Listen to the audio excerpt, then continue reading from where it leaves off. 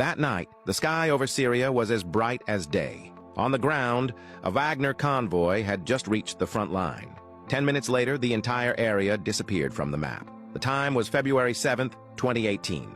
The place, Deir ez-Zor, eastern Syria. A battlefield burned by countless rounds of artillery where oil fields, dunes, and ruins mixed together. A small Wagner unit advanced toward an oil field.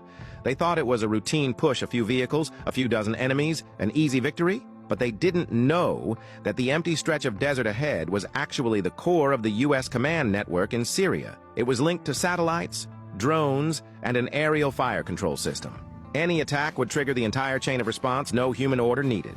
At 1:30 a.m., the first mortar shell landed outside the U.S. position. Minutes later, the Americans made a call. "Confirm, do you have personnel in that area?" The Russian side replied, "No." The call ended. The U.S. commander said only one word, "Roger." Almost at once, the response system came alive, like a giant machine waking up. For the next 4 hours, it was a one-sided suppression. F-15s dived from altitude. An AC-130 gunship fired below the clouds. Apaches swept low, infrared sights locking onto every heat source. Drones launched Hellfire missiles. The convoy was torn apart in flashes of light. Wagner's communications went silent within 30 minutes. They tried to hide in bunkers, but the infrared picked up their body heat. In the system's view, there was no night and no escape. The bombardment lasted nearly 4 hours. Ground temperatures rose above 600 degrees Celsius. When dawn came, the battlefield was eerily quiet. In satellite images, the area was nothing but a black scar. Over 200 Russians were dead.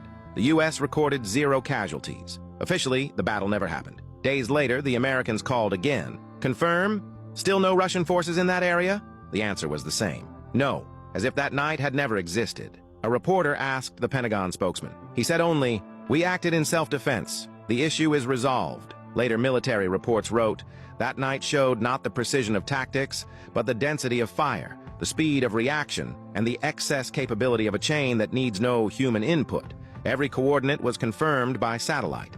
Every missile's impact point was decided by a program." Maybe from that night on, the meaning of war changed. It was no longer about courage or strategy, but about calculations made by machines. The Wagner unit was erased from records, the war ended, but the light of that night no one mentioned again. No warning, no negotiation. It started like a program, and shut down the same way. Machines have no emotion, no mercy. Maybe in the wars to come, humans won't be needed at all.